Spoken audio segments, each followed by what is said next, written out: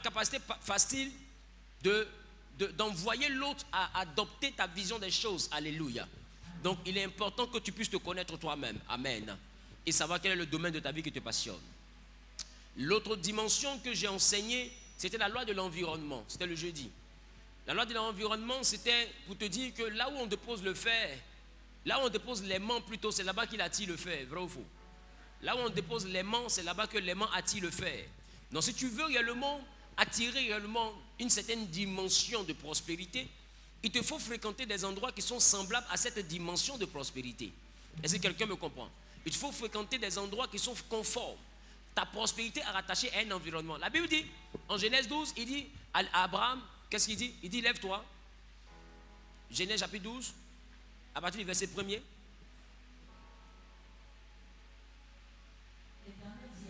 Dieu dit à Abraham, va-t'en de ton pays, de ta patrie, de la maison de ton père, dans le pays que je te montrerai. Oui. Je ferai de toi une grande nation. Je ferai de toi une grande nation. Mais avant de faire de lui une grande nation, il doit retrouver quoi? Il doit retrouver un pays qu'on doit lui montrer. Et c'est après avoir retrouvé ce pays-là que Dieu fera de lui une grande nation. Et ensuite, il dit quoi?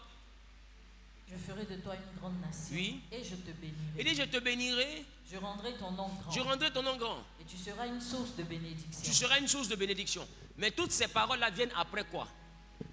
Après un pays qu'il doit retrouver. Or, un pays, c'est un peu comme un quartier aussi. Un pays, c'est un peu comme une commune aussi. Un pays, c'est un lieu, c'est un environnement. Est-ce que quelqu'un me comprend? Amen. Alors Dieu dit à Abraham, pour te bénir, tu dois te lever, sortir et aller vers un environnement que je te montrerai. Amen. C'est dans cet environnement-là que je te bénirai. C'est dans ce même environnement que je rendrai ton nom grand. C'est dans cet environnement que tu seras une source de bénédiction. Ça veut dire que notre bénédiction est toujours attachée à un lieu et dans ce lieu-là, il y a un environnement. Aussi longtemps que tu ne prends pas contact avec l'environnement de ta réussite, avec le lieu de ta réussite, tu ne pourras pas réussir.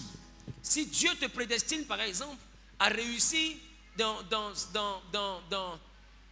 du commerce, par exemple, de bijoux, et que réellement, dans ce commerce de bijoux-là, il a prévu que la clientèle qui te bénira soit une clientèle qui est à Cocody, et que toi, dans ton commerce de bijoux, tu es basé où? À Yopougon. Dis-moi, est-ce que tu auras la prospérité que Dieu aurait voulu que tu aies? Non. Ou bien tu fais ton commerce à Yamoussoukro. Est-ce que tu auras la prospérité que tu désires? Non. Tu auras des clients, mais tu ne pourras pas devenir grand. Tu ne pourras pas devenir riche. Tu ne pourras pas prospérer. Pourquoi? Parce que ceux que Dieu a mis à part pour rendre ton nom grand, pour te bénir, afin que tu deviennes une source de bénédiction, ne sont pas à Yamoussoukro, mais ces personnes-là sont à Cocody. Il te faut trouver l'environnement de ta croissance. Il y a un environnement pour ta croissance. Et quand tu fais un travail qui n'est pas lié à l'environnement de ta prospérité, j'ai envie de te dire une chose. Tu vas tourner en rond, tu constateras que tout ce que tu fais te ramène au point de départ et tu finiras frustré, tu finiras découragé, tu finiras rempli d'amertume parce qu'en réalité, tu vas lutter pour avoir de grandes choses, mais à la fin, on te donnera de petites choses. Amen. Si Dieu demande à Abraham de changer d'environnement, c'est parce que l'environnement où il était n'était pas favorable. Alléluia. Amen. Regarde, Dieu dit à Élie, en 1 roi, dans le chapitre 17, il dit à Élie, va au torrent de Kérit. Alléluia. Reste près du torrent. J'ai ordonné également au corbeau de te nourrir. Alléluia. Amen. Il dit, j'ai ordonné au corbeau de Nourrir. te nourrir. Alléluia. Amen. À partir du verset 5 de 1 roi, le chapitre 17, que dit la Bible? Il partit et fit selon la parole de l'Éternel. Oui. Et il alla s'établir près du torrent de Kérit. Il est allé s'établir près du torrent de Kérit. Donc Qui est en face du Jourdain. Qui est en face du Jourdain. Donc tu vois également que la Bible, le torrent de Kérit est en face de quoi? Du Jourdain. Le torrent de Kérit est en bas de quoi? Il est en face de quoi? Du Jourdain. Le Jourdain, c'est quoi? C'est de l'eau. C'est de l'eau. C'est ça? C'est ça? Mais regarde. La Bible dit que Dieu va lui dire, le torrent de Kérit est en face du Jourdain, mais tu resteras au torrent de Kérit. C'est là-bas que tu vas boire l'eau. Il dit, tu boiras de l'eau du torrent. C'est ça? C'est ça. Il dit, tu boiras de l'eau du torrent. Mais j'ai ordonné au corbeau de te nourrir. Donc vous voyez que dans la vision d'Élie, Dieu définit la provision d'Élie au niveau du torrent. Et la Bible dit, à partir du verset 7, la Bible dit quoi?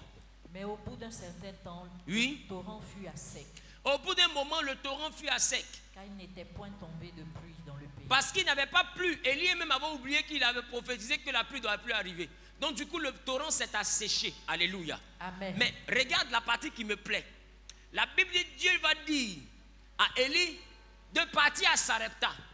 Or, la Bible dit que le torrent est en face du Jourdain. Et la Bible dit que c'est le torrent seulement qui s'est asséché. Ça veut dire que le Jourdain, il y avait encore de l'eau. Vrai. Mais Dieu dit, laisse l'eau du Jourdain, va à Sarepta. J'ai ordonné à quelqu'un de te nourrir. Ton problème, c'est que tu te dis que comme à côté de toi, il y a quelqu'un qui a l'argent, donc Dieu va passer par lui. Je te dis que Dieu peut sauter celui qui a les moyens financiers à côté de toi pour t'envoyer dans ce qui symbolise Sarepta dans ta vie, qui est quelqu'un de fois que tu ne connais même pas. Amen. La provision de Dieu est rattachée à un environnement. Dans l'environnement, il y avait le torrent et Élie buvait de l'eau du torrent, mais en face de cet environnement, il y avait aussi de l'eau. Mais ce n'est pas toute eau qui est bonne à boire. Quand tu veux réussir, ce n'est pas toute eau qui est bonne à boire. Amen. La Bible dit, Dieu va lui dire, comme le torrent s'est asséché, laisse le Jourdain, même si tu vois de l'eau en face de toi. Va à Sarepta, là-bas j'ai donné un ordre maintenant, pas à un corbeau, mais à une veuve de te nourrir. Donc il devait aller dans un autre environnement. Vous voyez que la bénédiction de Dieu, la provision de Dieu est rattachée à des environnements. Si tu as une vision pour que Dieu te donne sa provision, tu dois être sensible à l'environnement dans lequel il veut te connecter. Alléluia. Je prophétise que Dieu te dirige dans un environnement de gloire. Tu n'as pas dit Amen, tu n'es pas propriétaire. Tu te lèves le premier, tu dis Amen, bien tu réussis et tu reçois réellement ton environnement au nom suprême de Jésus. quelqu'un dit c'est de moi il parle. C'est de moi qu'il parle. Donc bien aimé, vous allez comprendre avec moi ce matin que nous avons bel et bien un environnement dans lequel Dieu veut nous faire réussir. Amen. Amen. Regarde ton voisin, dis voisin, quel est ton environnement? Voisin, quel est ton environnement? Amen. L'autre dimension que j'ai eu à traiter, c'était la dimension de la réflexion. Amen.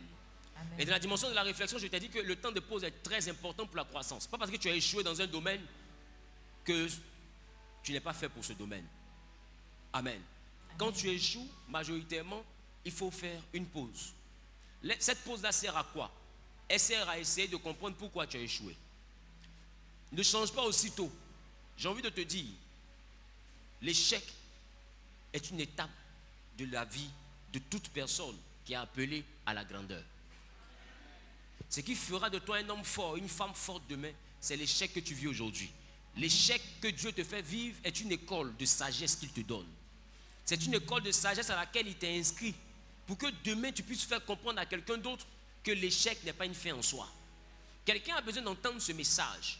Mais pour que ce message-là vienne de toi, il faut que tu sois capable non seulement d'échouer, mais aussi de tirer les bonnes leçons afin de changer tes échecs en réussite. Amen. Donc tu ne dois pas changer de domaine parce que tu as échoué, mais tu dois te demander quelle est l'attitude à adopter pour que je réussisse. Parce que par rapport à l'attitude que tu as, il y a une altitude que tu auras.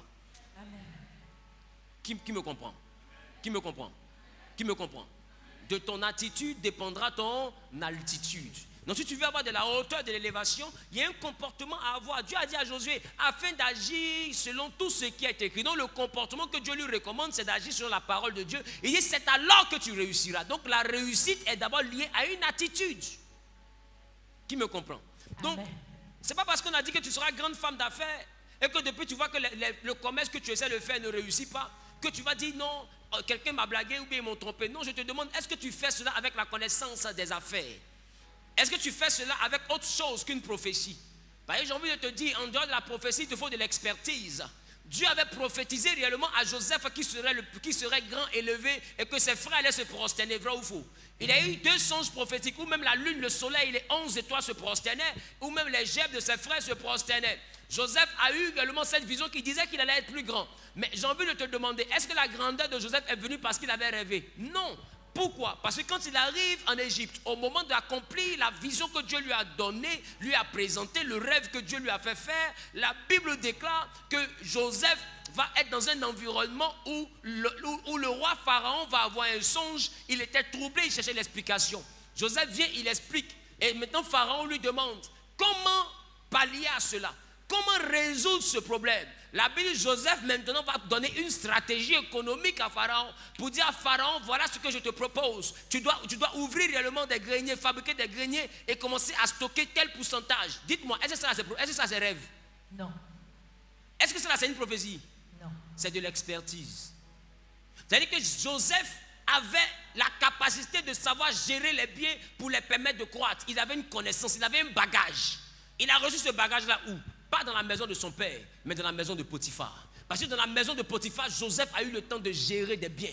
Il a eu le temps de savoir quelle erreur il ne faut pas commettre. Il a eu le temps de savoir comment faire pour prospérer. La Bible dit qu'ayant géré les biens de Potiphar, cet enfant-là va permettre à ce que la maison de Potiphar prospère sous les mains de Joseph. Amen. Ça veut dire que Joseph avait été dans une école de vie où Dieu l'avait inscrit pour lui permettre de connaître les rudiments de la gestion. Amen. Tu ne peux pas réussir si tu n'as pas les bases en termes de connaissances. La réussite ne vient pas parce que tu pries. Beaucoup sont dans le ministère, ils se disent que parce qu'ils savent prêcher, donc ça justifie qu'ils soient élevés. Non, tu mens. Le ministère, ce n'est pas que la prédication. Le ministère, ce n'est pas seulement que je vois. Le ministère, ce n'est pas une affaire de prier seulement que pour les malades. Le ministère, c'est aussi des stratégies. Amen. Dis avec moi les stratégies. Les stratégies. Donc, quand il arrive devant Pharaon, il faut maintenant qu'il présente de l'expertise. Est-ce que dans cette expertise, on a entendu que l'Éternel dit à Joseph? On a entendu ça? Non. Joseph lui-même a donné de l'expertise. Et Pharaon dit, qui d'autre mieux que toi peut réaliser ce que tu viens d'expliquer? Alors, voilà le pays. Et voilà comment Joseph est devenu premier ministre. Pas parce qu'il avait rêvé, parce qu'il maîtrisait comment gérer des stocks. Amen. Tu veux faire des affaires, tu n'as pas de base en affaires. Voilà pourquoi tu échoues, tu as échoué 2 fois, 3 fois, tu es découragé. Non, maman, calme-toi. Rentre dans le temps de la réflexion. Tu veux prospérer, rentre dans le temps de la réflexion et puis essaie de redéfinir ta stratégie. Essaie de te faire former, de savoir comment les affaires fonctionnent. Quelle erreur ne pas commettre? Qu'est-ce qu'il faut faire? Qu'est-ce qui est permis de faire? Et qu'est-ce qui n'est pas permis de faire? Qui me comprend un peu? Quand Amen. Tu auras défini toutes ces choses-là, tu pourras aisément reprendre tes activités commerciales et tu verras que là où tu avais échoué, tu te mettras à réussir au nom de Jésus. Amen. Quelqu'un ne dit pas bien Amen, ça me dérange. Amen. Je dis là où tu avais échoué, tu te mettras à réussir au nom de Jésus. Amen. La réussite n'est jamais un hasard. Alléluia. Amen. J'ai parlé après ça de la loi du miroir. C'était hier. La loi du miroir, je t'ai dit que quand tu te regardes dans un miroir, il ne faut pas te surenchérir. Alléluia. Dis voisin, il ne faut pas te surenchérir. Voisin, il ne faut pas te surenchérir. Alléluia. Amen. Dis voisin, il ne faut pas te surenchérir. Alléluia. Amen. Quelqu'un est avec moi? Allons-y dans la parole de Dieu.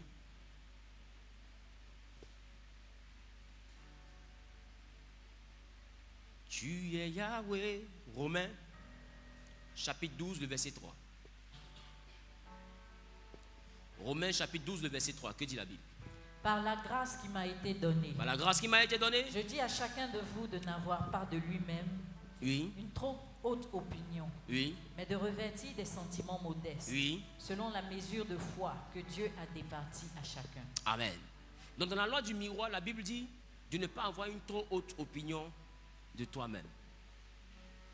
Tu sais, l'opinion que tu as de toi, c'est ça qui te fait rater souvent des opportunités. Amen. Et hier, j'ai parlé par exemple de celui-là même qui est un doctorant, qui a le doctorat dans une matière quelconque, dans une science quelconque, et à qui, à cause du chômage, on lui propose deux fois un travail qui est niveau peut-être licence, mais qui est niveau BTS. Il regarde ses diplômes, il se dit que c'est se rabaisser et qu'aller travailler là-bas. Mais j'ai envie de te demander, tu es à la maison en train de lire le journal, parler de politique, causer de qui est venu une nouvelle voiture. Entre ça, entre regarder ballon chaque jour et puis manger riz, sauce de quand on prépare sans que tu te donnes 5 francs. Et puis aller travailler avec un travail niveau BTS pour avoir au moins 300 000, 400 000 à la fin du mois, tu préfères quoi?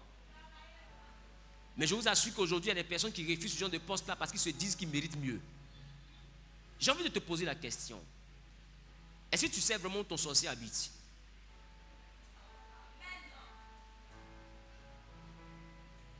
Regarde ton voisin, dis à ton voisin, est-ce que tu sais où ton sorcier habite? Ton sorcier là, c'est toi-même. Tu as niveau doctorat, on est d'accord. Mais j'ai envie de te dire, la Bible dit, si tu es fidèle dans de petites choses, Dieu te donnera de grandes choses. La Bible dit, n'avez pas une trop haute estime de vous-même. 200 000, 300 000, c'est un salaire. Au moins, si tu as eu un salaire, rentre avec ce domaine, avec ce niveau. Travaille fidèlement. Dans ton travail, là, tu ne sais même pas quel patron Dieu a prévu. Amen. Pour qu'il puisse réellement te remarquer et te demander, mais toi là-même, quel est ton véritable niveau? Non, mon niveau c'est BTS. Mon niveau c'est doctorat plutôt. Ah, et puis tu es au niveau ici, au niveau BTS. Mais on voit maintenant que tu es très excellent parce que tu montres par ton travail que tu es au-dessus du niveau de ceux qui ont le BTS. Pas par ta bouche, pas par ton orgueil, mais par ton travail. Mais quand les patrons vont commencer à remarquer cela, le jour où on parle de chercher quelqu'un qui aura une promotion pour être au-dessus de tes collègues, qui on va prendre? Parce que tu as le diplôme. Et à côté de ce diplôme, tu as la modestie qui va avec. Donc, il ne faut jamais dire que tu as plus de diplôme que ton patron.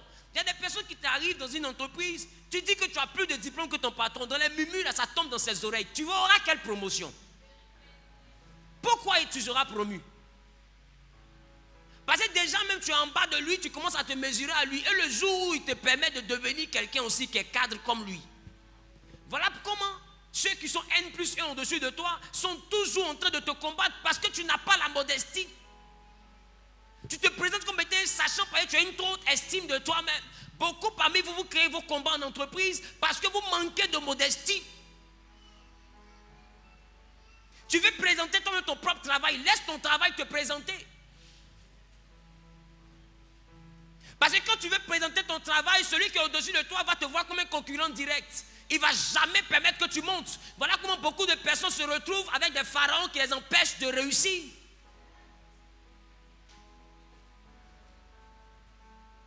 Que chacun connaisse sa place. Amen. Dis avec moi la loi du miroir. La loi du miroir. Dans la prospérité, la loi du miroir, c'est la loi qui te permet de pouvoir réussir. Alléluia. Amen. Amen. Amen. Quand je te parle de ne pas avoir une trop haute estime de toi-même, je te dis une chose. Il y en a qui sont ici, là. Ils sont trop arrivés dans leur tête, mais dans leur poche, ils n'ont rien. Vérité. Amen. Dans leur poche, ils n'ont rien. Et tu n'as rien. Et te rabaisser pour qu'on t'aide là. Tu n'arrives pas à le faire. Mais un pauvre qui est orgueilleux est bête. La pauvreté là, il y a une chose que ça te donne naturellement. C'est l'humilité. La pauvreté, il y a une chose que ça te donne naturellement, ça doit naître de toi. Tu sais pourquoi? Parce que avoir les autres avec toi, c'est vital pour toi. Parce que tu n'as rien. Si personne encore ne veut t'aider, tu n'auras jamais rien et tu risques de mourir sans rien être. Est-ce que quelqu'un me comprend? Parce que le Dieu sur qui tu comptes et puis tu es devenu orgueilleux là, ce Dieu là te dit aime ton prochain comme toi-même parce qu'il sait qu'il ne peut pas te bénir s'il n'a pas envoyé l'homme vers toi. Amen. Il ne peut pas. La réponse à la prière d'un homme, c'est l'apparition d'un homme. Si Dieu doit te bénir, c'est l'homme qui va envoyer vers toi. Il ne va pas envoyer dragon. Les millions qu'il t'a promis, c'est par l'entremise d'un homme. Donc si déjà, à ton niveau, tu n'arrives pas à te rabaisser, pour que quelqu'un puisse t'élever, j'ai envie de te dire, la Bible dit, on résiste aux orgueilleux. Amen. On résiste aux orgueilleux. Il y a des personnes qui n'ont même pas encore le savoir et qui se mesurent à celui qui doit t'enseigner. Mais il va t'enseigner par rapport à quoi? Pourquoi tu deviens son patron? Qui me comprend? La loi du miroir. Il faut être capable de te voir dans le miroir et puis de t'évaluer à ta juste valeur. Amen. Parce que ta juste valeur, là, toi-même tu la connais. Quand tu es assis seul, là, tu connais ta vraie valeur. Tu sais que tu n'as rien. Tu sais que c'est chaud. Tu sais que c'est compliqué. Donc quand quelqu'un qui peut t'aider en face de toi, arrête de te donner de la contenance. De vouloir montrer que tu es trop quelqu'un aussi. Et puis aller pleurer en secret. Les personnes que Dieu envoie vers toi, c'est les opportunités, c'est des bras que Dieu te tend pour te sortir de ta misère. Arrête de faire comme si tu es trop arrivé. Il faut saisir les mains que Dieu t'envoie pour te sortir de la misère. Personne ne rentre dans ta vie par hasard. Tous ceux qui viennent dans ta vie viennent pour un but. Donc il faut voir dans chaque rencontre une main tendue de l'Éternel. Est-ce que quelqu'un me comprend? Amen. Et il faut accepter de demander et l'on te donnera.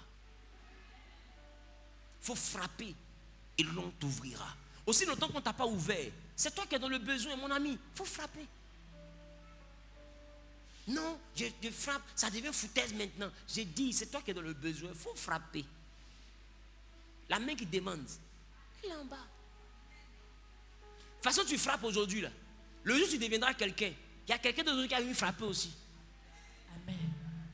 Et tu comprendras pourquoi celui sur qui tu frappes là a duré pour donner. J'ai envie de te dire, quand Dieu commence à te faire grâce, tu ne peux pas aider tout le monde. Amen. Amen. Regarde, Dieu m'a mis à cœur d'aider un étudiant. J'ai pris finalement 4. Mais est-ce que vous connaissez le nombre d'étudiants qui sont entrés dans mon inbox? On ne peut pas compter. Mais est-ce que vous pensez que je peux aider tout ce monde-là? Je ne peux pas.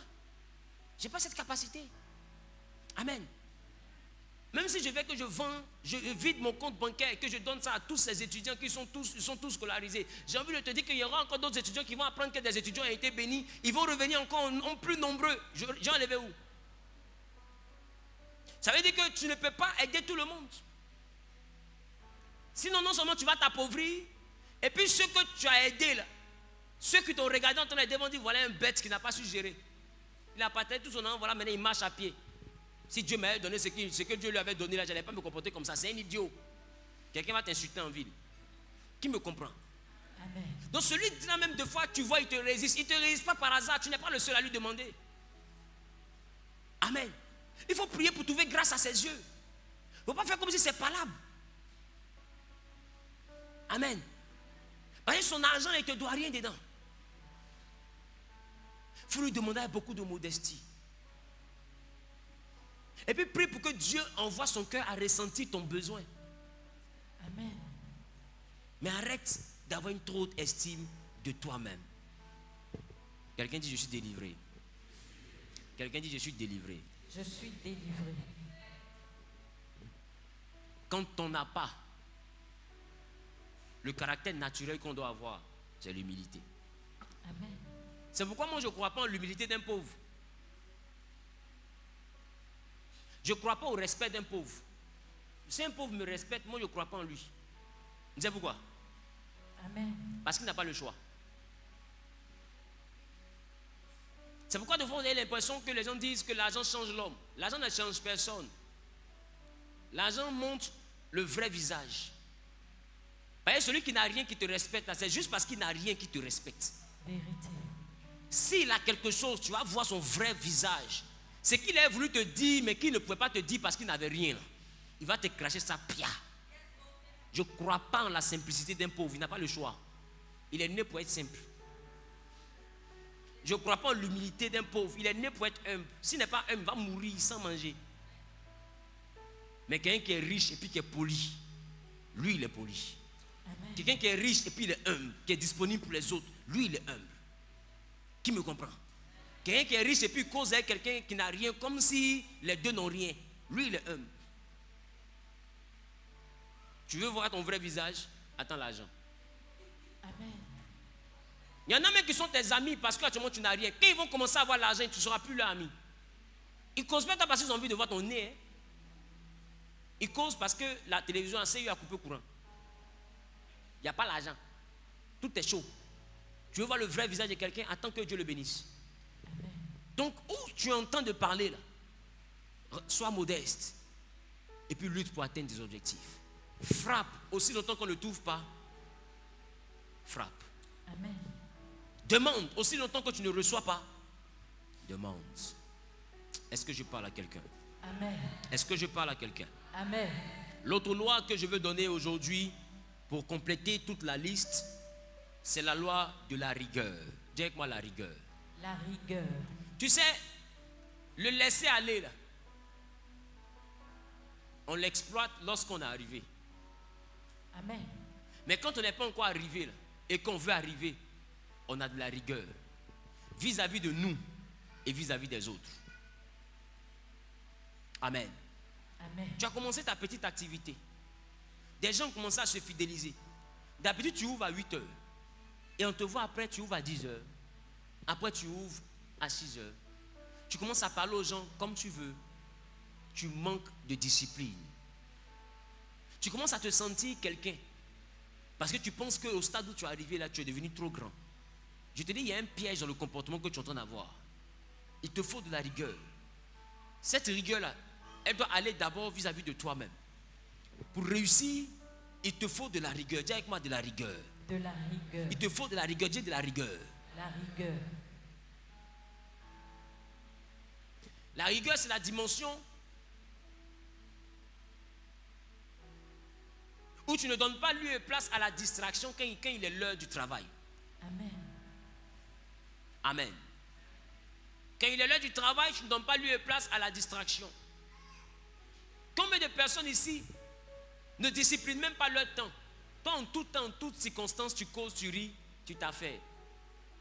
Il n'y a pas un temps où tu es vraiment concentré sur ta réussite. Tu es toujours en train de bavarder sur les choses inutiles. Quand le lundi jusqu'au vendredi, il est temps de travailler, travaille sérieusement. Quand il est l'heure de pause, prends ta pause. Mais travaille avec rigueur. Travaille avec réellement une certaine constance qui fait comprendre que tu souhaites avoir un résultat positif. Amen.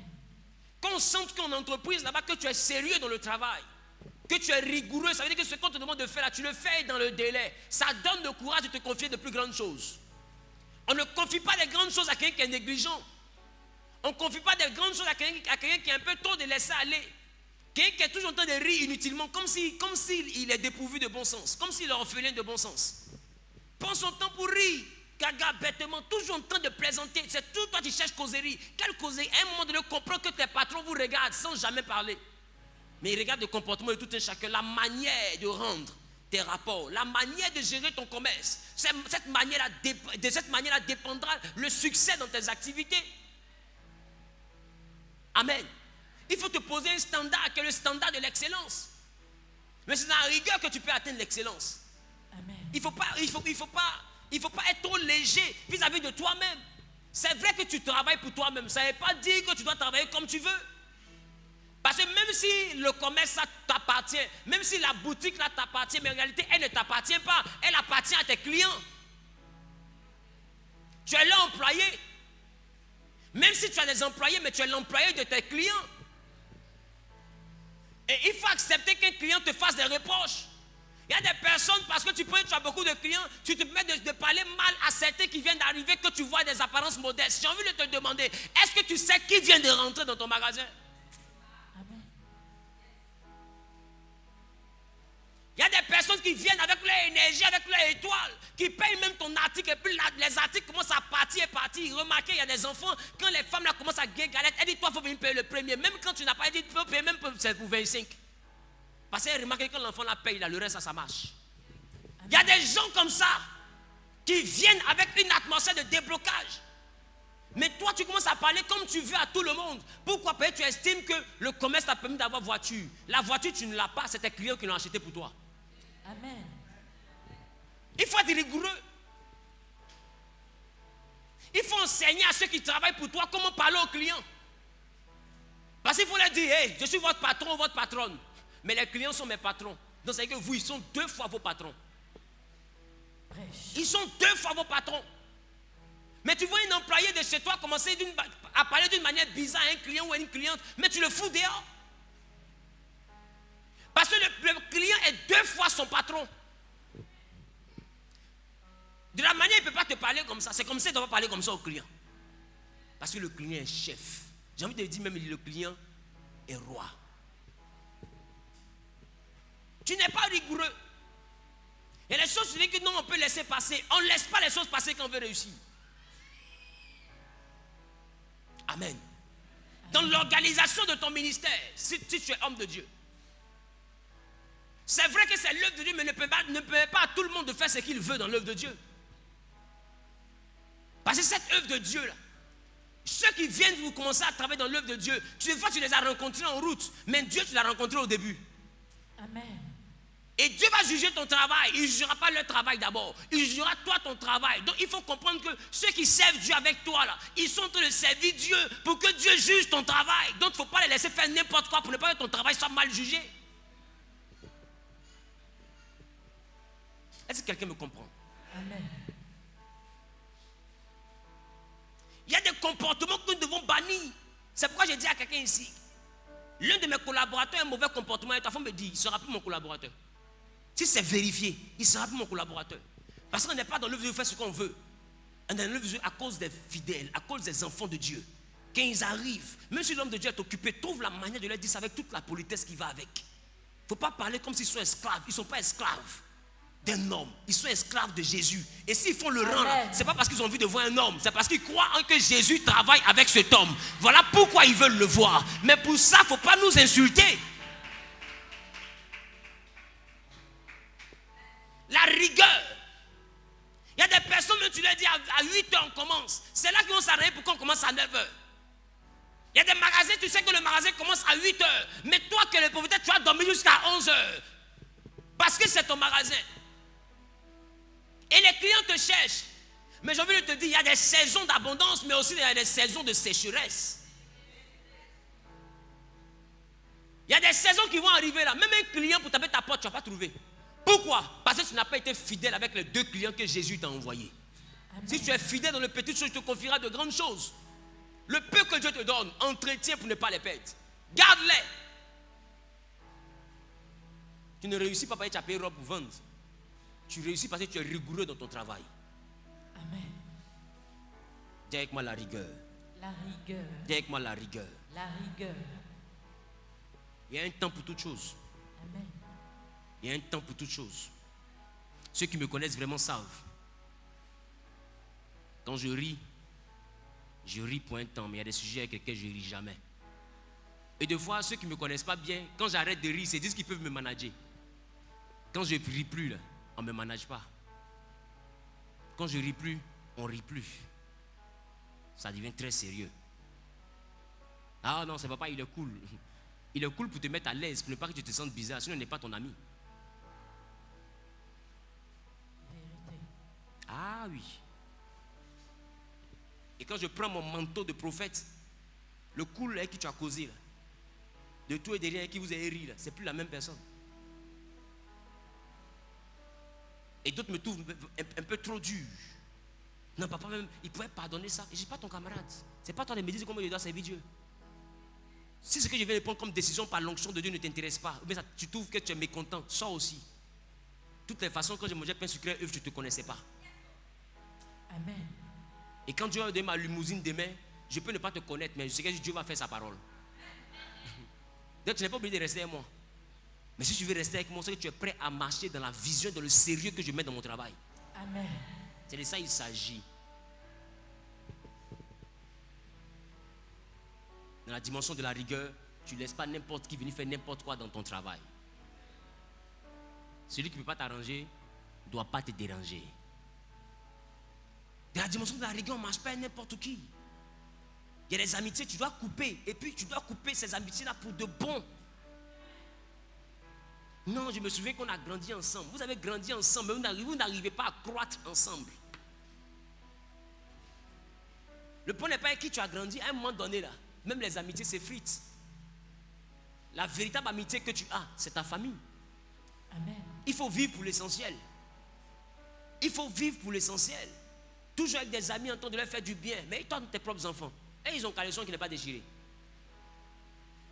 Et toi, tu arrives à donner l'argent aux gens dehors. J'ai envie de dire à quelqu'un, sois rigoureux. Amen. La gentillesse n'est pas biblique.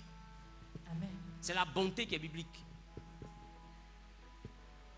La gentillesse n'est pas biblique.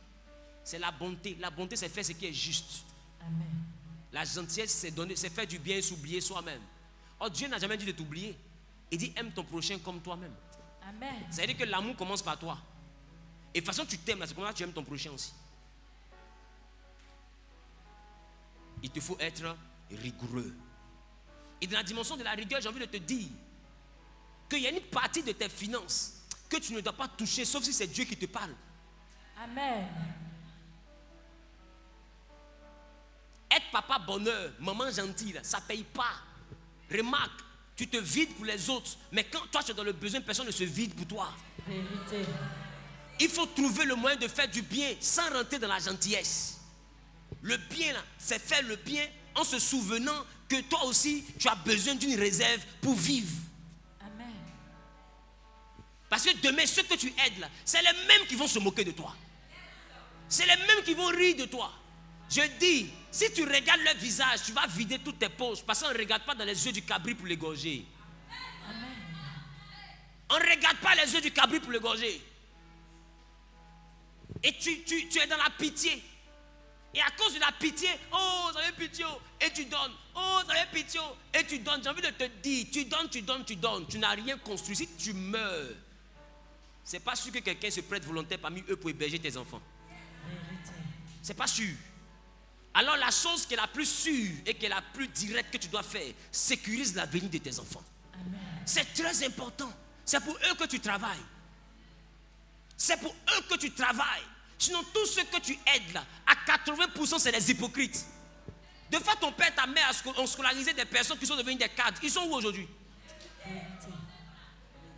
Des fois, on a enterré ton papa, il n'est pas venu. Oh, il a mangé votre riz. À cause de lui, tu n'as pas eu viande. À un moment donné, il faut savoir choisir la bonne part. Il faut être rigoureux.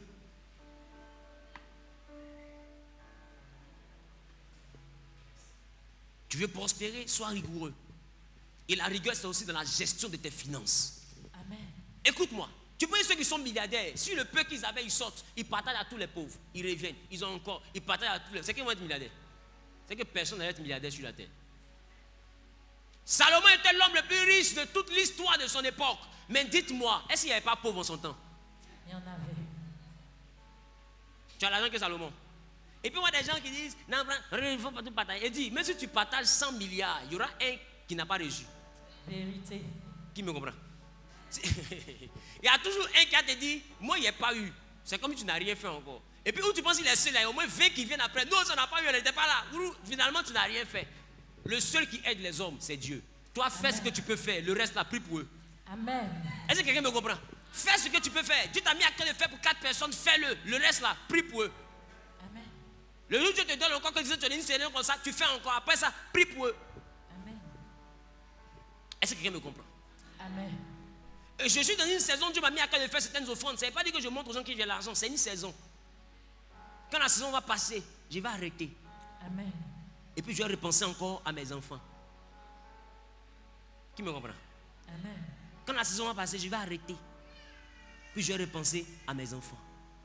Quand il va me mettre encore une autre saison, je dois faire les offrandes, je vais recommencer.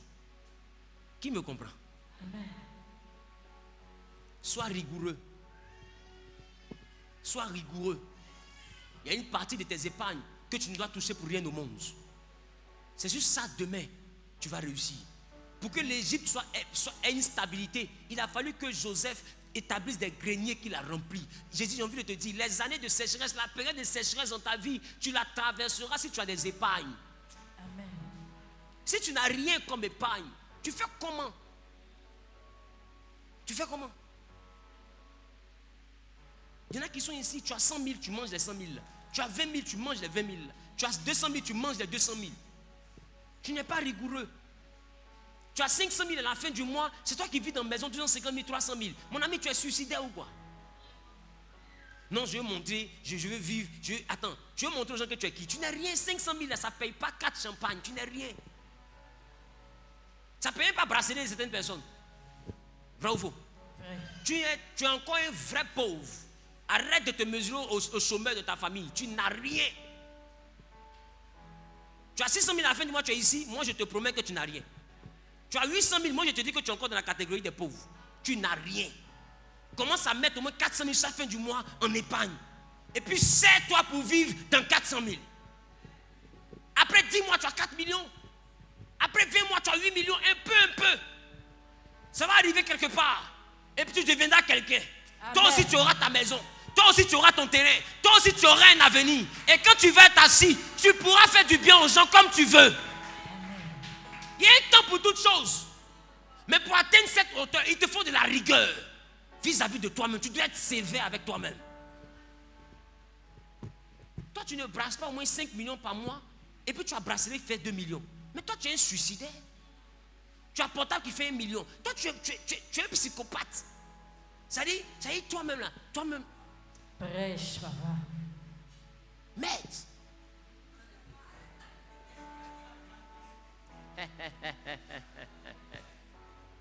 Alléluia. Dis à ton voisin, c'est pas bon. Dis à ton voisin, c'est un mauvais comportement. C'est un mauvais comportement. Il te faut de la rigueur, voisin. Voisin, il te faut dis voisin, il te faut de la rigueur. Voisin, il te faut de la rigueur. Il faut être sévère. Il faut être sévère. Sois dur avec toi-même. La Bible dit, Paul dit, je traitais durement mon corps. C'est ça la sévérité. Et je l'assujettissais. C'est pas tout ce que ton cœur te dit de faire, là, il faut faire. Je vais aider tout le monde. Il ne faut pas faire ça. Remarquez, vous qui essayez de faire ça, là, quand vous êtes dans le puits, il n'y a personne pour vous tendre la main. Vérité. Donc pendant que tu es dans l'abondance, il faut penser aussi à la période où tu peux être dans le manque. Il faut prévoir cette période-là. Il ne faut pas dire non, l'argent est là. Non, demain on m'a promis 2 millions. Donc si monsieur donne ça aujourd'hui, j'aurai les 2 millions. Des fois tu fais ça et puis demain les 2 millions s'annulent. Et puis tu es dans le noir. Vérité. Et puis tu vois des fois ceux que tu as aidés, tu leur demandes service parce que ça va un peu chez eux. Ils te disent je n'ai pas. Et tu es seul, endetté. Propriétaire de maison va taper ta porte. Et tu es dans la honte. Je dis, sois rigoureux. Alléluia. Amen. Alléluia. Amen. Alléluia. Amen. Alléluia. Amen. Alléluia. Amen. Alléluia. Amen. Quelqu'un dit Amen. Quelqu'un dit Amen.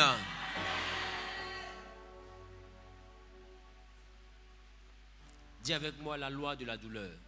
La loi de la douleur. Dis avec moi la loi de la douleur. La loi de la douleur. La loi de la douleur, c'est la dimension de la privation. La loi de la douleur, c'est la dimension de la bonne gestion des périodes de sécheresse. Si tu veux réussir, sache qu'il y a 2 saisons dans la vie d'un homme. Il y a la saison où l'argent rentre, il y a des saisons où l'argent ne rentre plus. Vous-même remarquez, il y a des périodes où même quand ce n'est pas des millions, mais il y a des périodes où l'argent rentre quand même. Oui. Qui a réalisé ça? Il y a des périodes où ça rentre quand même. Et puis il y a des périodes où ça s'arrête. Il n'y a même pas quelqu'un pour t'appeler pour un business. Il n'y a rien. Comme si dans cette période de latence-là, tu dois vivre sur les ressources que tu as emmagasinées. Qui me comprend un peu? Amen. Qui me comprend? C'est la raison pour laquelle tu dois adopter la stratégie du ruminant. Le ruminant, quand il broute son herbe, il avale tout, mais il ne digère pas tout. Qui me comprend? Il y a une partie qui cache. Quand il n'y a plus l'herbe, il fait remonter et puis il mange. Qui me comprend? Amen. Il fait remonter et puis il mange. Sois comme le dromadaire. Amen. Amen. Il arrive à faire des jours sur des jours au désert sans boire. Pourquoi? Parce que quand il boit, il stocke. Amen. Amen. Le stockage, c'est la chose qui permet de vivre dans les temps de sécheresse. Amen. Et la gestion de la douleur, c'est quoi? C'est la capacité à avoir l'argent pour t'offrir un costume cher, mais tu préfères acheter un costume moins cher. Amen. C'est la dimension où tu te prives. Où tu es là, tu peux sortir chaque soir pour manger poulet, mais tu préfères préparer ta sauce djumble et manger à la maison doucement. Amen. Pourquoi? Tu regardes les autres, eux ils vivent heureux. Toi tu vis à sauce djumble. Ils vont se dire que tu es gaou, tu es gaoise. C'est pas grave. Rendez-vous dans 5 ans. Amen. Dis à ton voisin, rendez-vous dans 5 ans.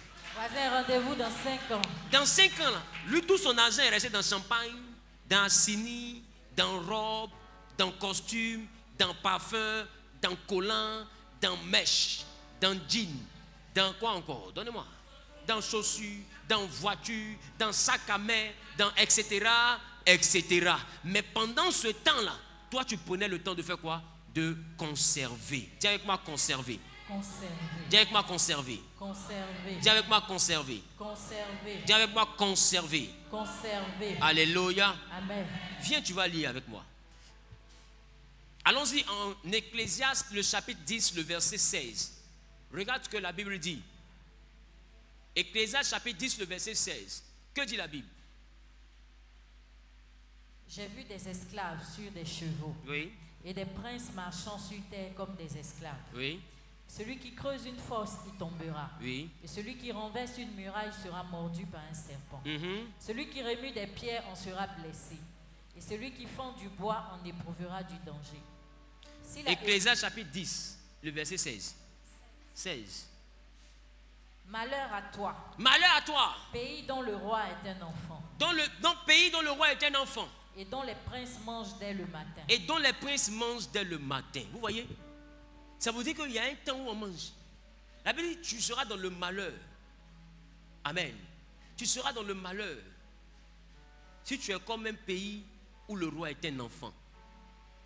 Et dont les princes mangent dès le matin. Ça veut dire que Dieu commence à te faire un peu grâce. C'est là, toi, tu te fais plaisir. Tu veux effacer tes frustrations. Tu viens à peine d'avoir travail. Toi, tu veux effacer toutes les moqueries des gens. Ce n'est pas le temps d'effacer. C'est le temps de te sacrifier pour réussir. Parce que tu dois te rappeler qu'il y a un jour où même l'argent de pain, tu n'avais pas. Tu dois te rappeler qu'il y a un jour où l'argent pour boire coca, tu n'avais pas. Tu dois te rappeler qu'il y a un jour où ton portable même était cassé. Il y a un caoutchouc même que tu prenais pour attacher. Tu dois te rappeler qu'il y a un jour où tes cheveux étaient durs, on dirait béton, mais c'était sur ta tête. Tu n'avais pas l'argent pour faire shampoing. Tu dois te rappeler qu'il y a un jour où ta pâte était finie. Il t'a fallu appuyer tube là comme ça pour que pâte sorte. Tu dois te rappeler qu'il y a un jour où tu as dormi la nuit, il n'y avait même pas mangé. Tu as pris Gary pour dormir. Tu dois te rappeler qu'il y a un jour.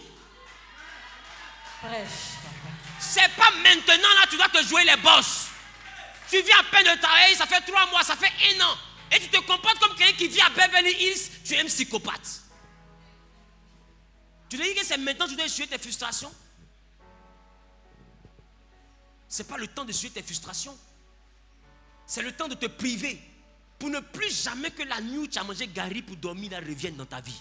Amen. C'est le moment où tu dois te priver pour ne plus jamais que le matin où tu t'es réveillé, puis pâte était fini, où tu as appuyé, tu blases jusqu'à, tu presses. Des fois, tu prends ciseaux pour couper, et puis tu prends pâte là pour essuyer dedans.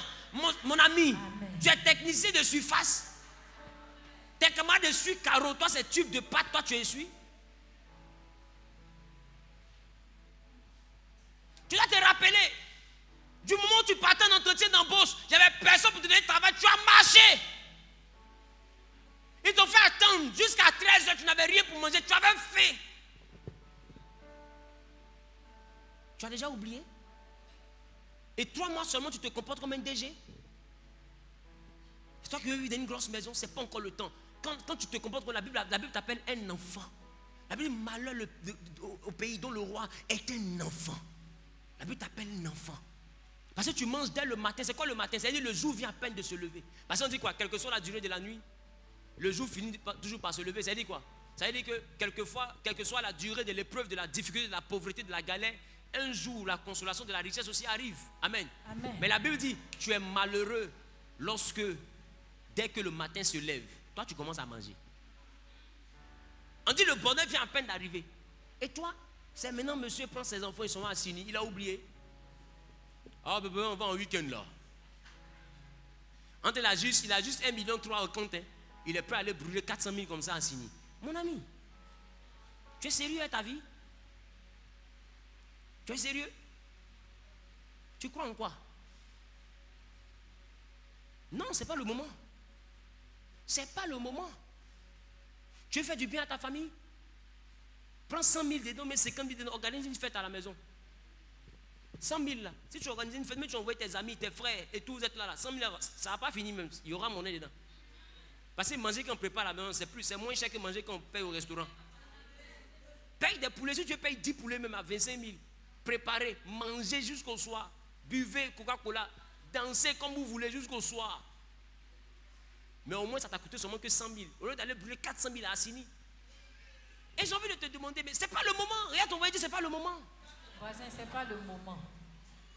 À peine 6 mois, à peine 1 an. Il y en a, c'est là, ils veulent sur les frustrations. C'est pas le moment. Regarde, on va dire, c'est pas le moment. Des fois, tu as eu un petit marché que tu as eu là. C'est là maintenant, tu veux montrer que tu es quelqu'un. C'est pas le moment. Dis à ton voisin, c'est pas le moment. Voisin, c'est pas le moment. Petit marché, tu as eu 3 millions. C'est toi qui commences à avoir 8 copines. Mon ami, il faut être sévère vis-à-vis de toi-même. Il faut être rigoureux. Lui là, il va toujours s'élever. Si tu dois prendre ton temps à essayer de l'envoyer à se coucher à chaque fois qu'il veut s'élever, tu vas t'appauvrir. Et tu es déentré dans l'argent pour satisfaire ta libido. Et tu n'as rien, et tu investis beaucoup d'argent dans une affaire de femme. Attends, est-ce qu'il est un port? Ça, c'était John Gino. C'est ça. Est-ce que ça va dans ta tête, voisin? Est-ce que ça va? Toi qui te joues les Salomon, là, tu payes Salomon 1000 femmes, là, tu payes 300 000 à la fin du mois. Il dit, est-ce que ça va dans ta tête? Salomon, c'est le seul Djandjou dont le foyer n'a pas eu par la 1000 femmes, personne ne se bat. La Bible, le pays était en paix. Toi, tu as 2 seulement, ta vie chauffe. Il reste un peu, tu vas faire attention. D'autres te demandent l'an de mètres, tu n'as pas. L'an de pommade, tu n'as pas. De manière, t'appelles, tu ne décroches plus. Décroche. L'ouvrier mérite son salaire. Tu fuis. Je ne suis pas là, je suis en voyage. Donc tu sais que tu n'as rien. Arrête. Je parle à quelqu'un ou pas? Amen. Malheur au pays dont le roi est un enfant. Mais regarde la suite, dis-nous. Heureux toi pays. Pays dont le roi est de race illustre. Dont le roi est de race illustre. C'est quoi une race illustre? On va définir. Et dont les princes mangent au temps convenable. Dont les princes mangent au temps convenable. C'est-à-dire qu'il y a un temps où on commence à manger. Quand tu commences à travailler, qu'est-ce que tu commences à faire? Tu commences à épargner, tu te préserves de certaines choses. Quand tu n'avais rien, tu étais dans le studio, tu viens après de travailler, reste dans le studio, je ne sais pas, 3 chambres salon. Reste dans ton studio là. Fais au moins 1 an dedans encore. Garde ton argent. On se comprend? On dit, dont les princes mangent au temps convenable. Tu sais, il y a un temps où quand tu manges là, tu n'as pas péché. Est-ce que quelqu'un me comprend? Il y a un temps où quand tu commences à manger là, tu n'as pas péché. Mais dis-moi, quelqu'un qui est milliardaire, s'il enlève 3 millions pour faire fête, il est milliardaire. Qui me comprend? Poursuis. Pour soutenir leur force. On dit ils mangent au temps convenable pour soutenir leur force. Et non pour se livrer à la boisson. Et non pour se livrer à la boisson. Il y a 3 choses qui finissent l'argent des hommes. L'alcool, femme, et puis l'envie de paraître, habit, l'habillement. Voilà les 3 choses qui vous rendent pauvres. Et je vous dis, à cause de ces 3 choses-là, un jour les sorciers vont marcher. Parce que tous les jours, vous dites que c'est eux qui vous appauvrissent. Ils vont marcher au plateau. Tu vas voir ta grand-mère prendre pancarte. Je n'ai rien fait. Je n'ai rien fait. Je n'ai rien fait. Stop au mensonge. La petite fille ment trop. Qui me comprend? Tu vas la voir un jour. Bah, j'ai envie de te demander. Chaîne que tu as portée là, c'est les sorciers qui ont porté. Pourquoi tu dis qu'ils souffrent sur mes finances? Tu n'es pas rigoureux, c'est tout. Les habits que tu payes tous les jours. Dès qu'une nouvelle robe sort, tu es payé, tu payes, tu déposes. Ancien, tu portes plus ton placard, c'est un peu où habit va rentrer. Et toi, tu pleures galère. Quelle galère? À chaque fois que j'ai une petite opportunité, c'est dans l'habit que tu ne vas jeter. Robe là, c'est ta tante qui est sorcière, c'est elle qui porte.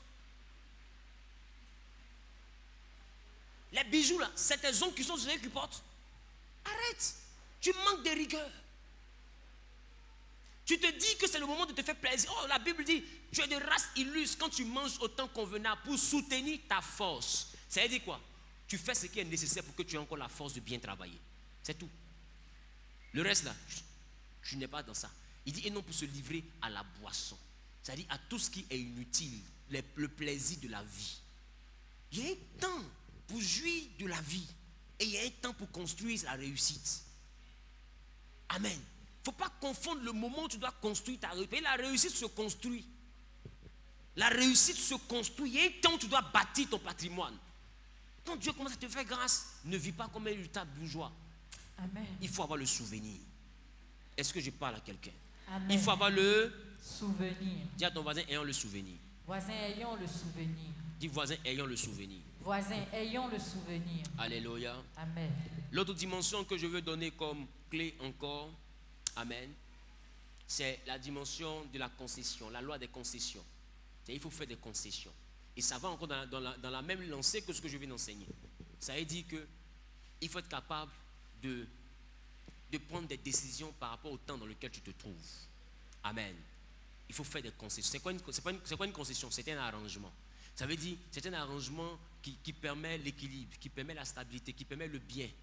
Amen. Qui permet la paix, qui permet de l'entente. Amen. Donc il faut faire des concessions. Amen. Il faut prendre des accords, il faut prendre des décisions qui te permettent d'avoir un équilibre. Ça veut dire quoi? Tu ne vis pas comme quelqu'un qui est trop dans l'abondance, mais tu ne vis pas comme quelqu'un qui est trop pauvre non plus. Tu fais des concessions pour être dans le juste milieu, pour être juste à l'aise. Amen. Tu fais ce qui est bon pour juste bon pour te mettre à l'aise, pour ne pas que tu ressembles à un nécessiteux, parce qu'il y a des gens aussi à qui Dieu a fait grâce, mais qui ressemblent à des nécessiteux. Tu les vois en derrière des sorciers. Ils veulent forcément faire pitié. Amen. À un moment donné, il faut être aussi reconnaître ce que Dieu a fait. Il faut briller un peu. Il faut avoir bonne allure. Qui me comprend un peu? Mais c'est de façon consensuelle. Amen. Avec modération, rattaché à ton niveau.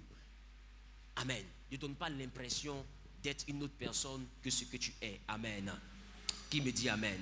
Amen. Qui me dit amen? Amen. Qui me dit amen? Amen. Qui me dit amen? Amen.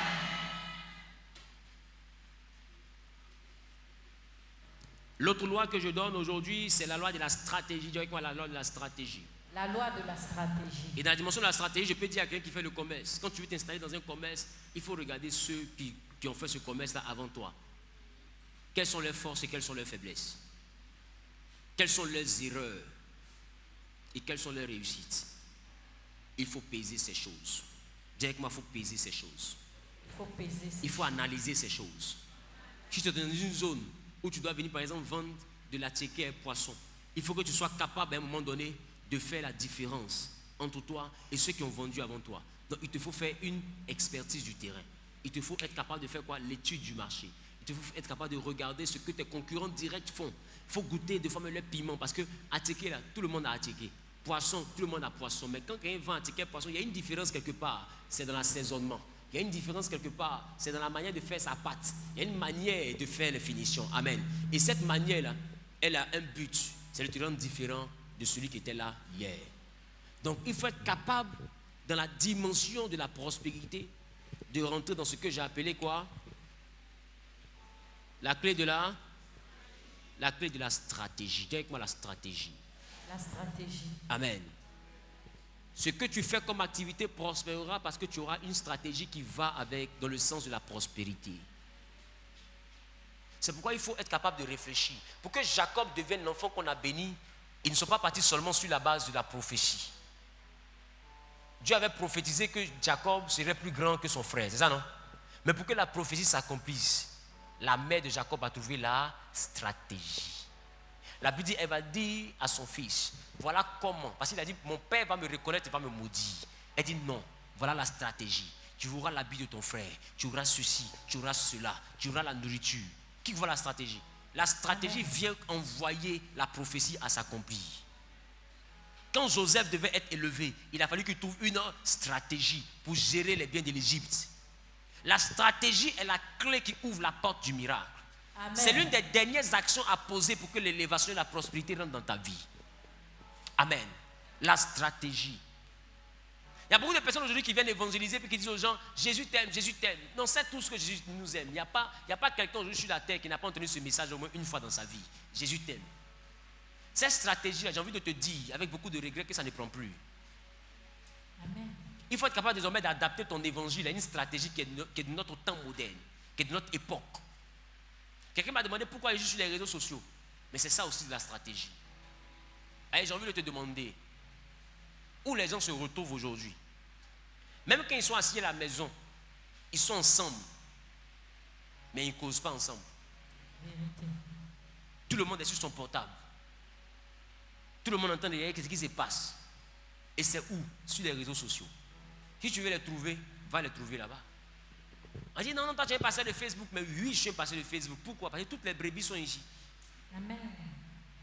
Il dit quand tu es berger, là où il y a un mouton, c'est là-bas que tu as habité.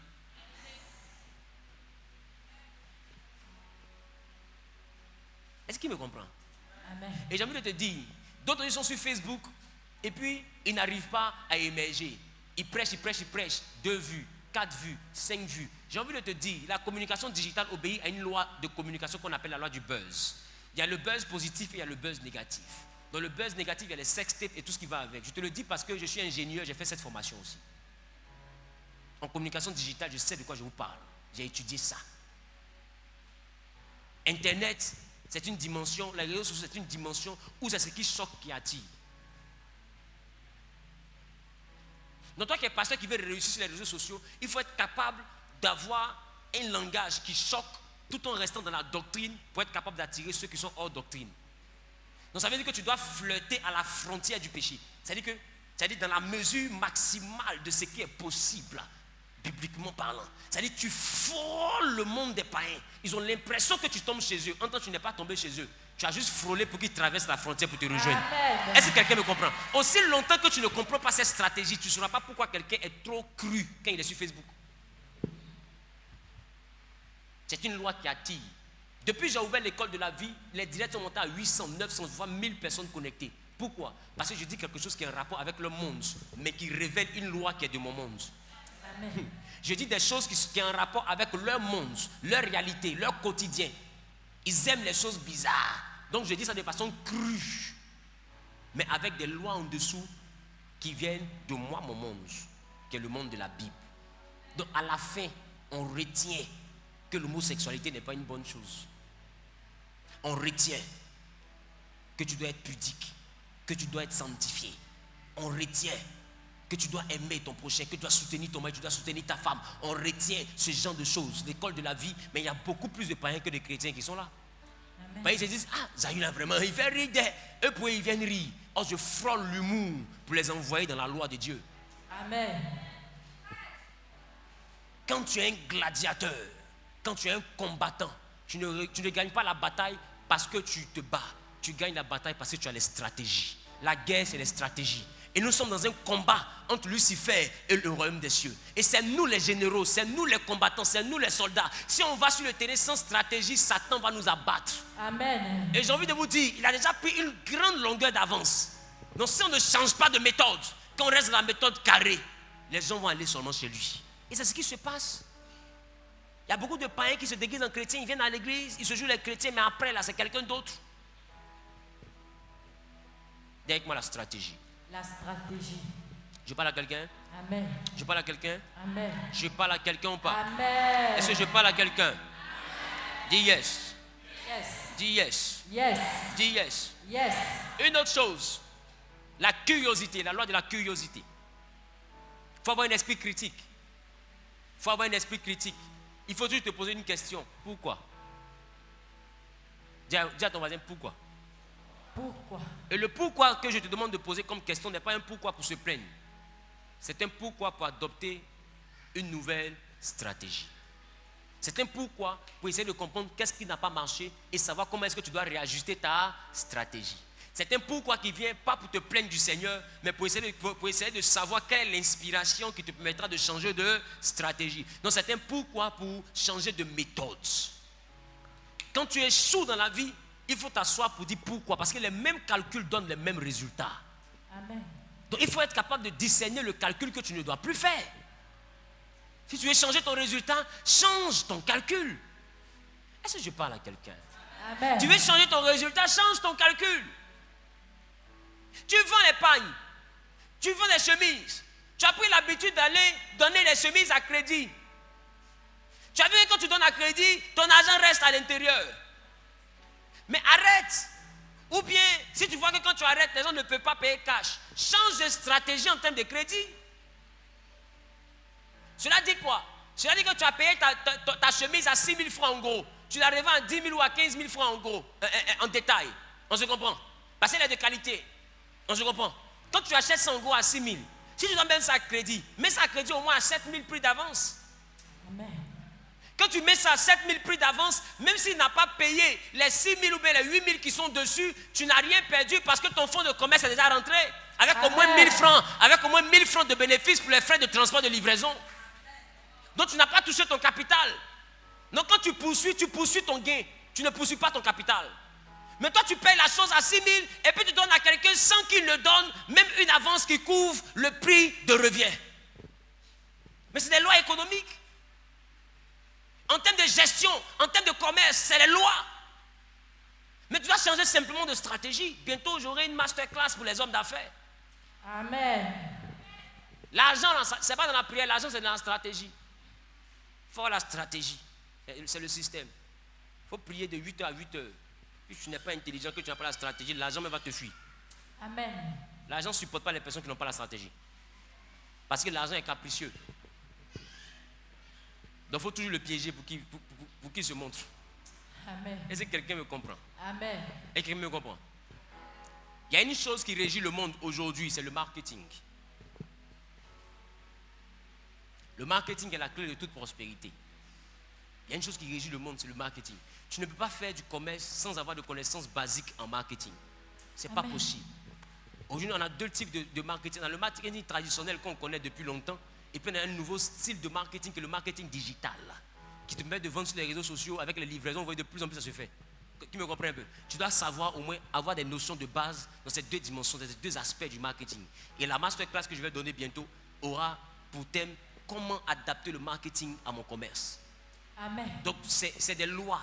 C'est des lois en marketing et management qui te permettront de savoir comment réussir dans ce que tu fais. C'est cette formation en ce moment qui te manque. Sinon, tu as le produit, tu as le Seigneur, tu as l'espace pour vendre, mais tu n'as pas la stratégie. Amen. Qui me comprend? Qui me comprend? Même pour que Jacob puisse retrouver son troupeau qu'il avait perdu, c'est une stratégie que Dieu lui a donnée. Dieu lui a dit, prends l'abreuvoir, mets-y des feuilles dans l'abreuvoir. Et pendant que les brebis seront en train de boire, elles vont regarder et les enfants qui vont venir après la mise bas seront marketés et achetés. C'est une stratégie. Amen. Est-ce que quelqu'un me comprend? Si tu n'as pas la stratégie, tu n'auras jamais le succès.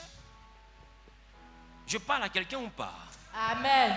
Je parle à quelqu'un ou pas? Amen. Dis à ton voisin la stratégie. La stratégie. Dis voisin la stratégie. Voisin, la stratégie. Alléluia. Amen. Alléluia. Amen. À côté de la stratégie, vous voyez que je suis en train d'accélérer. À côté de la stratégie, il y a la loi du modèle. Il te faut avoir un modèle. Tu veux réussir, il te faut un modèle. Amen. Il faut toujours avoir une personne sur qui tu regardes pour t'améliorer. Il faut toujours avoir une personne sur qui tu regardes pour faire. Il faut avoir une personne dont les réussites vont t'inspirer et dont les échecs vont te conseiller. Qui me comprend? Amen. Il faut toujours avoir un modèle. Tu veux servir Dieu? Trouve-toi un modèle. Tu veux réussir dans les affaires? Trouve-toi un modèle dans les affaires. Qui me comprend? Amen. Trouve une source d'inspiration. Trouve une source de motivation. Trouve un modèle parce que le modèle t'aide à être challengé. Amen. Amen. Tu sais, il est plus facile dans la vie de se lever pour se battre pour devenir quelque chose qu'on a déjà vu. Amen. Qui me comprend? C'est le modèle qui donne l'inspiration. Qui me comprend? Regarde, on considère que tu as commencé à vendre les voitures. Et dans la vente de voitures, il y a un. C'est lui qui est le chef des vendeurs. Qui me comprend? C'est-à-dire que tellement il est fort, lui-même il roule dans Maybach. Il a fini à vendre de voitures. Il a sa maison à Beverly Hills. Il est riche. Dans ton domaine, il doit être ton modèle. S'il s'appelle Sila, tu l'as dit, moi là, je vis là. Je veux devenir comme Sila. Le quartier où il habite là, je vais habiter là-bas. C'est-à-dire, il devient ta source de motivation. C'est chaque fois que tu te bats, même quand le découragement va venir, tu vas te rappeler de la Maybach de Sila. Tu dis, hey, j'ai dit que je ne m'arrête pas tant que je n'ai pas cette voiture et cette maison. Alors, toi-même, tu vas t'encourager. Qui me comprend un peu? Amen. Mais j'ai envie de te dire, tu dois copier le modèle, mais pas copier son Dieu. Tu copies son Dieu s'il a le Dieu d'Israël. Mais s'il va chez les marabouts, c'est son résultat que tu cherches à atteindre, mais pas sa trajectoire. Est-ce que quelqu'un me comprend? Tu utilises son résultat pour te motiver, mais pas sa trajectoire. C'est-à-dire que même s'il fait des sacrifices rituels pour réussir, toi tu regardes la réussite qu'il a atteint, tu ne regardes pas les sacrifices qu'il a fait. Parce que toi tu vas faire les sacrifices en fonction de l'adoration de toi, ton Dieu. Amen. Mais ce qui est sûr, tu veux avoir le résultat que lui il a là. Donc tu te bats pour le résultat, pas pour entrer dans ses adorations. Qui me comprend un peu? Parce que ce que le diable est capable de faire, Dieu peut faire multiplier par 100, par 1000, par 10 000, par 1 milliard. Dieu est largement au-dessus du diable. Qui percute? Il te faut avoir un modèle. Dis voisin, il me faut un modèle. Voisin, il me faut un modèle. Après ça, la dernière loi que je vous donne aujourd'hui, c'est la loi de la contribution. La contribution, c'est la dimension où tu as réussi à connaître le chemin. Amen. Et j'ai envie de te dire, quand ça commence à aller chez toi, que Dieu commence à te mettre au large, tu dois appliquer maintenant la loi de la contribution. Donc toi, à qui Dieu commence à faire grâce de certaines choses, tu dois être capable de contribuer. Amen. Il y a différents domaines dans lesquels on peut contribuer. Et ces domaines-là sont deux. On peut contribuer dans les choses spirituelles. Ça veut dire se rendre présent pour tout ce qui est d'ordre spirituel. Ça veut dire les choses qui attraient à l'œuvre de Dieu. On se comprend? Amen. La deuxième dimension, c'est la charité. Les choses qui attraient à la charité. Est-ce que vous savez que dans toute entreprise qui se respecte, il y a toujours un budget pour les œuvres sociales? Vérité. Est-ce que vous le savez? C'est ça que j'appelle la contribution. Est-ce qui me comprend? Qui me comprend? Est-ce que vous savez qu'il y a des entreprises qui font même des présents aux églises, qui font des dons aux églises? Amen. Mais pour ça, l'église doit être correctement déclarée. Pourquoi? Parce que tout ce qu'on fait réellement comme don aux organisations, aux associations à but non lucratif ne sont pas imposables. Est-ce que quelqu'un me comprend? Donc du coup, on ne te demandera pas une facture pour justifier cette sortie-là en audit. Mais tu dois avoir un document officiel qui montre que c'est soit à une ONG ou bien à des démunis. Tu dois avoir quelque chose qui montre que c'est une œuvre caritative que tu as eu à faire. Qui me comprend un peu? Qui me comprend un peu? Sinon, en termes d'audit, tu vas devoir justifier cet écart en termes de sortie. Est-ce qu'on se comprend un peu? Donc, tu dois être capable de comprendre que même les entreprises, on leur demande la contribution. Amen. Donc, s'ils justifient, cette contribution-là est normale. Ça veut dire que tu dois contribuer. Amen. Soit à l'œuvre de Dieu parce que tu crois en Dieu, soit à l'équilibre des démunis, à des formations. Tu dois contribuer à des œuvres caritatives. Tu dois faire du bien autour de toi. Amen. Tu dois même former quelqu'un pour que cette personne ait la chance, sans avoir eu de parents, de devenir un jour comme toi. Amen.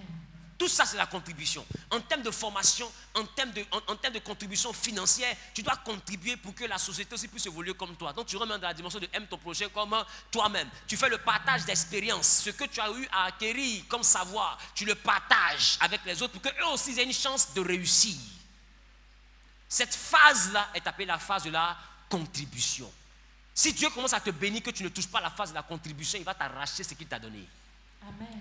Parce que quand il bénit Abraham et que le nom d'Abraham devient grand, c'est pour qu'Abraham soit une source de bénédiction. C'est-à-dire qu'il soit maintenant quelqu'un qui contribue à la bénédiction des autres.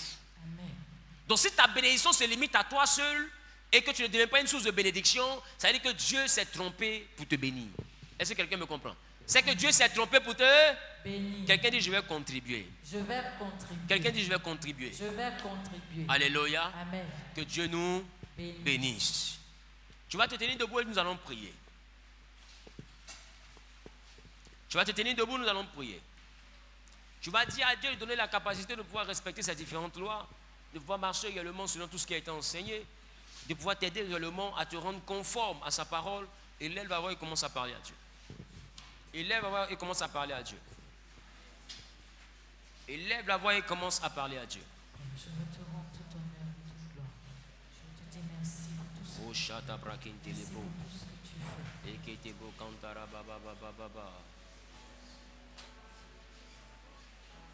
Béni soit ton nom, toi qui vis et règnes, toi qui fais toutes choses pour la gloire et pour l'honneur de ton nom. Père, donne-nous la force, donne-nous la capacité éternelle.